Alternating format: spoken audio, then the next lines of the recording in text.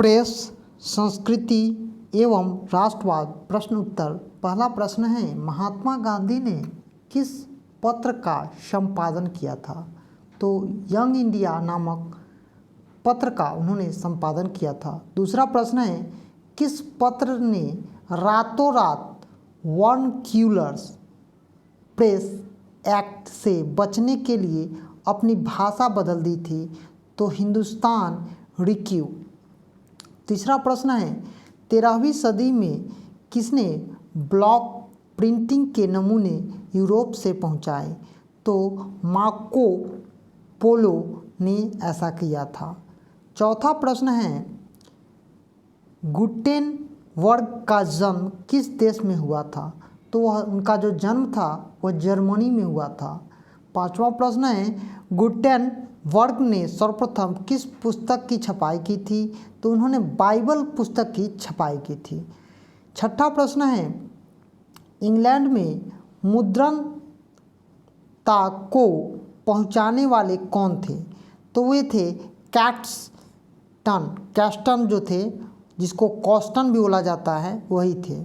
सातवां प्रश्न है, किसने कहा मुद्रण ईश्वर की ही दी हुई महानतम देन है, सबसे बड़ा तोहफा है? तो मार्टिन लूथर ने कहा था। आठवां प्रश्न है, रूस कहाँ का दार्शनिक था जिसको रूसो कहा जाता है? तो रूसो कहाँ का दार्शनिक था? तो रूस का दार्शनिक रूसो था। नौवां प्रश्न है, विश्व में सर्वप्रथम मुद्रण की शुरुआत कहाँ हुई थी? तो चीन में सबसे पहले वहाँ पर मुद्रण की कला चालू हुई थी। और 10वां प्रश्न है, किस देश की सिविल सेवा परीक्षा में मुद्रित पुस्तकों सामग्रियों की मांग बढ़ी? तो वह चीन था। अब हम रिक्त स्थानों की पूर्ति के लिए करेंगे प्रश्न। 1904 से 5 के रूस जापान युद्ध में रूस की पराजय हुई। दूसरा प्रश्न है, फिरोज शाह मेहता ने राष्ट्रीय आंदोलन का संपादन किया। तीसरा है, वर्नक्यूलर प्रेस एक्ट 1878 ईस्वी में पास किया गया। चौथा प्रश्न है, भारतीय समाचार पत्र में मुक्तदाता के रूप में चार्ल्स मेस्टफोर्ड को विभूति किया गया था। और पांचवा प्रश्न है, अल हिलाल का संपादन मौलाना आज़ाद ने किया था। यहाँ पर मिलान करने वाला है। तो पहला प्रश्न है, जेके हिकी बंगाल गजट, राम मनोहर लोहिया संवाद कुमुदनी, और तीसरा है बाल गंगाधर तिलक मराठा, केशव चंद्र सेन सुलभ समाचार, और पांचवा है सुरेंद्र नाथ बनर्जी। तो ये हम वस्तुनिष्ठ क्वेश्चन को किए हैं। आगे हम अति लघुत्तरीय, लघुत्तरीय और दीर्घोत्तरीय प्रश्नों को करेंगे। अति लघुत्तरीय प्रश्न करेंगे। पहला प्रश्न है, गुटेनबर्ग ने मुद्रण यंत्र का विकास कैसे किया? तो गुटेनबर्ग ने अपने ज्ञान व अनुभव से टुकड़ों के बिखरे मुद्रण कला के ऐतिहासिक शोध को संगठित व एकत्रित किया। टाइपों के लिए पंच, मैट्रिक्स, मोल्ड आदि बनाने पर योजनाबद्ध तरीके से कार्य प्रारंभ किया। मुद्रा बनाने के लिए उन्होंने धातु का उपयोग किया, फिर मुद्रा स्याही बनाई तथा हैंड प्रेस बनाकर इसका उपयोग किया। कंपोज किया हुआ टाइप मोटर पैड पर कस दिया गया और उस पर स्याही लगाकर कागज रखकर प्लेट द्वारा मुद्रित किया गया। दूसरा प्रश्न है, छापाखाना यूरोप में कैसे पहुंचा? तो छापाखाना मुद्रा कला के आविष्कार और विकास का श्रेय चीन को जाता है, परंतु उस काल का प्रसार जब यूरोप में हुआ तो उसका विकास बहुत तेज़ी से हुआ। उसका कारण था, चीनी भाषा में करीब 40,000 वर्ण अक्षर थे।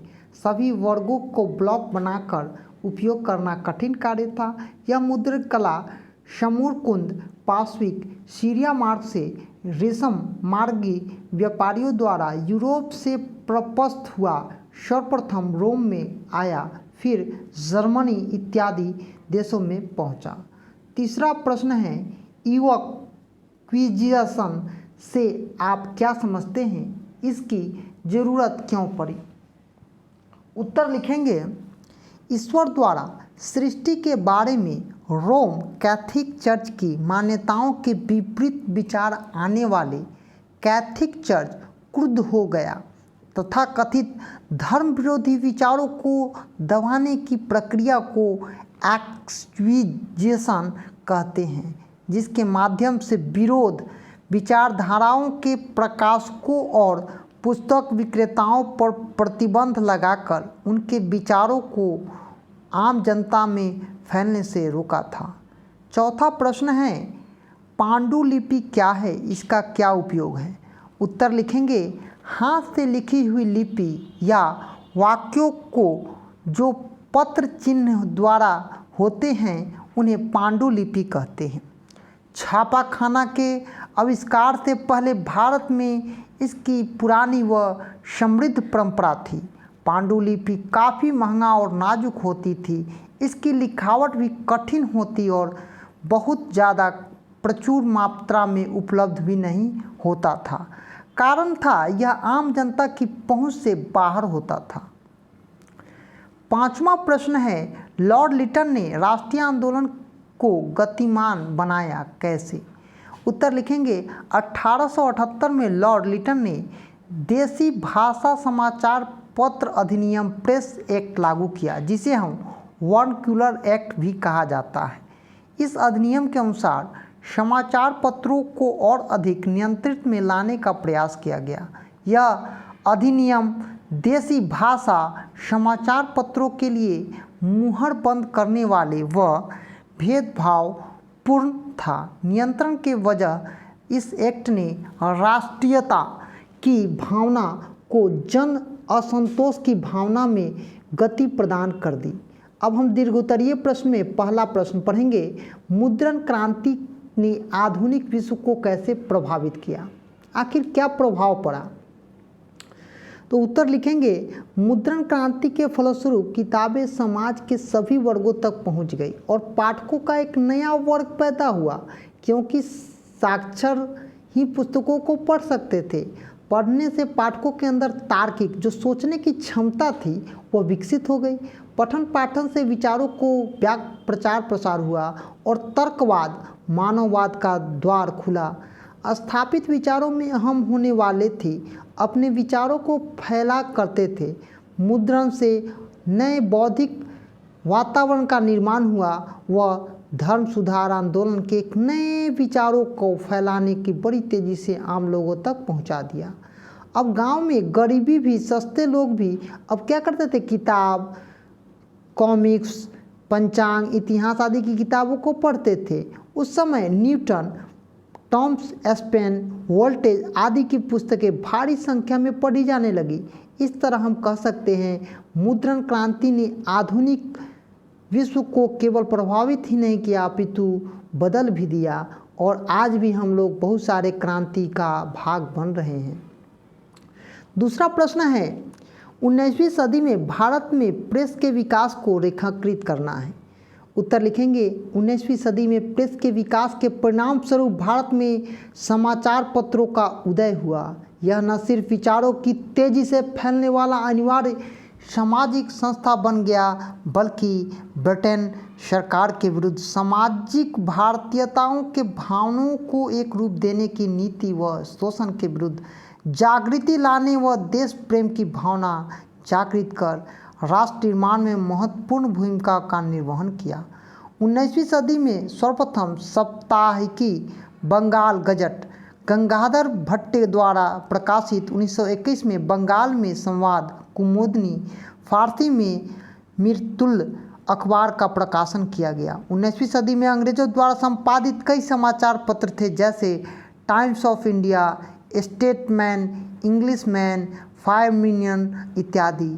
इन सदी में उर्दू प्रेस का विकास हुआ और प्रकाशन किया गया। गांधी जी ने यंग इंडिया और हरिजन के माध्यम से अपने विचारों को राष्ट्रीय आंदोलन का प्रचार किया। तीसरा प्रश्न है, भारतीय प्रेस विशेषताओं को लिखना है। लिखेंगे उत्तर, 19वीं सदी में जागरूकता के अभाव के कारण सामान्य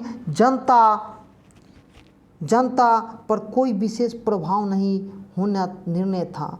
पक्षपात, धार्मिक हस्तक्षेप और प्रजातांत्रिक भेदभाव की आलोचना करने से धार्मिकता का जो अंग्रेजी प्रशासन परवाह नहीं करते थे। फिर समाचार पत्रों ने न्यायिक सामाजिक आंदोलन पर बल दिया और भारतीय जनता को जागृत किया। समाज में दो प्रकार के प्रेस थे। एंग्लो प्रेस की प्राकृतिक आकार जो था विदेशी था और भारतीयों में फूट डालो और शासन करो का पक्षधर था। भारतीय प्रेस अंग्रेजों द्वारा अन्य भारतीय भाषाओं में प्रकाशित होती थी। 19वीं सदी और 20वीं सदी में राम मनोहर राय, सुरेंद्र नाथ बनर्जी, गंगाधर तिलक आदि ने भारतीय प्रेस को शक्ति व प्रभावी बनाया। चौथा प्रश्न है राष्ट्रीय आंदोलन को भारतीय प्रेस ने कैसे प्रभावित किया। तो राष्ट्रीय आंदोलन को देश के राष्ट्रीय आंदोलन को एक नई दिशा देने के लिए राष्ट्र निर्माण में प्रेस की भूमिका महत्वपूर्ण थी।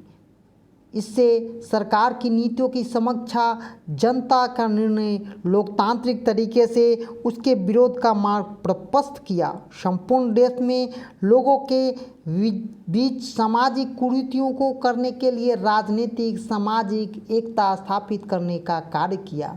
विदेशी लिट के वार्नकुलर प्रेस एक्ट के माध्यम से समाचार पत्रों पर प्रतिबंध, राष्ट्रीय आंदोलन और जनमानस के उत्खनन के लिए इस काल में हिंदू मुसलमान दोनों प्रेस के ईसाइयों के विरुद्ध हिंदुओं और मुसलमानों के बीच एकता लाने का प्रयास किया। प्रेस ने संपूर्ण भारत को एकता के सूत्र में बांधा, विभिन्न समुदायों के बीच दूरी को समाप्त कर एक शोषण के विरुद्ध जनमत तैयार करने का कार्य, एक राष्ट्रीय आंदोलन व राष्ट्रीय निर्माण के लिए प्रक्रिया और पदार्पण किया। पांचवा प्रश्न है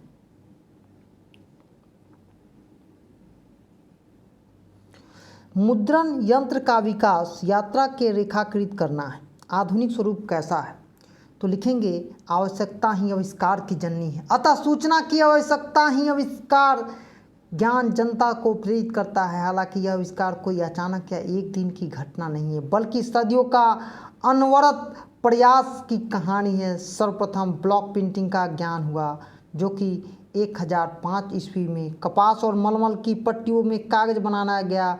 मुद्रण कला में आविष्कार का श्रेय चीन को जाता है और 1041 में यही चीन पी सोंग ने मिट्टी से मुद्रा बनाया और उन्होंने ब्लॉक प्रिंटिंग स्थापना के लिए किया गया। तत्पश्चात धातु का खोदन टाइप बनाया गया और 13वीं शताब्दी में पूर्व के मध्य कोरिया में पहली पुस्तक छापी गई। मुद्रण कला का विकास यूरोप से होते हुए लकड़ी का मूव एंड टाइपिंग का प्रसार तेजी से हुआ। इसी बीच कागज बनाने के लिए 11वीं सदी में पूरब से यूरोप पहुँचे और 1336 में प्रथम पेपर मिल की स्थापना जर्मनी हुई। तत्पश्चात गुटेनबर्ग ने मुद्रण स्याही बनाया और हैंड प्रेस का प्रथम बार मुद्रण कार्य संपन्न किया। इस प्रकार यह सुस्पष्ट, सस्ता और शीघ्र कार्य करने वाले गुटेनबर्ग का ऐतिहासिक मुद्रण शोध 1440 में शुरू हो गया था और आधुनिक प्रेस का सफर प्रारंभ हुआ। इसके बाद ही अनवरत इसमें सुधार किया गया।